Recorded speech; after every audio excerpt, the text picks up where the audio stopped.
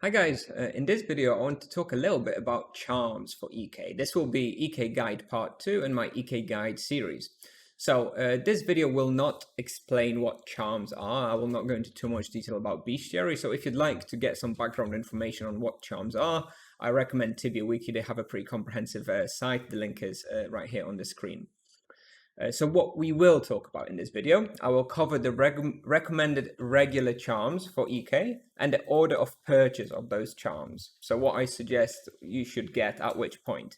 Now we will not discuss charms such as God, Cripple, Bless, Cleanse, etc. as these charms are very niche.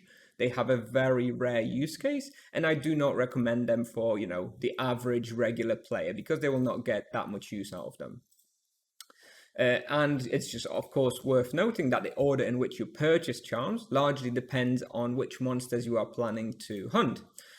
So, I can provide a standard regular list, but, if you're planning to hunt one place for the next 500 levels where there's, one charm is particularly good, of course, get that charm first, right? The list that I will provide is pretty neutral for or average for people who, will be happy with the charm choices, but they might not be perfect if they're planning to hunt just one spot. Okay.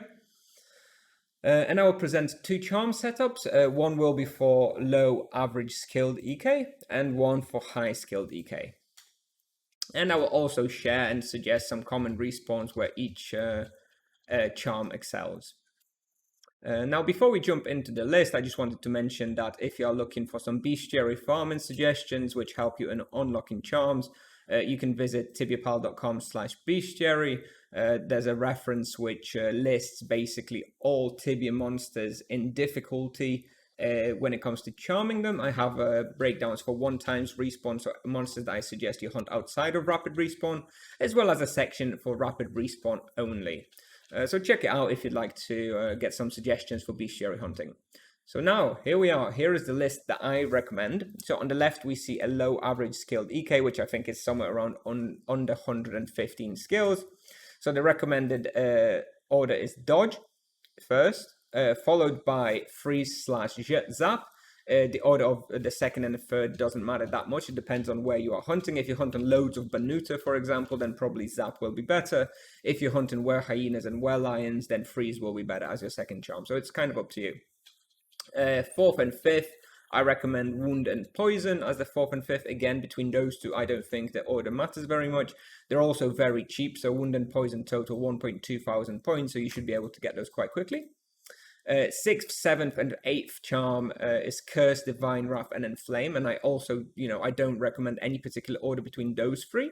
Have a think about what you're hunting. For example, if you're hunting a lot of Summer Court or Winter Court, and you want to apply Curse on Thanacersis because they have 120% on death, then, for example, Curse might be good. Or if you're hunting, a lot of Winter Court as well, then maybe you prefer Enflame to apply on one of the Winter Elves. Up to you, right? And then 9th, I would recommend Low Blow, and 10th, I would recommend Parry. So a couple of words about Low Blow. Low Blow is very good because it scales with the skills of the EK, which is why a low average skilled EK, in my opinion, shouldn't prioritize Low Blow, because Low Blow scales with the damage that you yourself deal. Okay, it doesn't scale with the monster health. Like all the elemental charms, for example, they scale with monster health because they deal percentage damage, but Low Blow just increases your damage as an EK. So if you have high skills, then you want to get that extra critical chance because it gives you more, right? And it also it's very nice because it gives you higher leech. You get more vampirism and void leech when you have more critical strikes.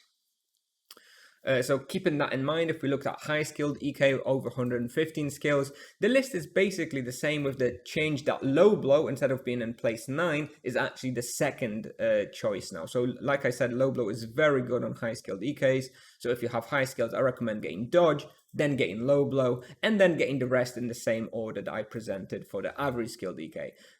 Now, the last thing to mention that I think maybe is controversial to some people, but I really do not think Parry is a very good charm. It has its uses on a couple of monsters in a couple of situations, But for what parry is, I do not recommend getting it early. I recommend getting it once you have so many points you don't really care about what you're going to do with your points. But it's just not as good as people think. And also to clarify, parry does not reduce the incoming damage. Okay, it's not a defensive charm. Some people seem to think that you reflect this damage and don't take it, but that's not how parry works. You still take the damage and then you reflect some of it. But bottom line, parry is really not that great. But it's okay. Like you can still apply it if you have loads of points. And personally, I wouldn't get any more charms. I don't think any other charms outside of these 10 are really that great. They have some niche uses, like I said at the start of the video. You know, Adrenaline Burst can be fun. You know, Gut can be okay if you're trying to farm something in particular. Personally, I'm waiting for Tipsoft to implement some extra charms or some upgrades to charms. So myself, I would not be spending any extra points once I got those 10 charms.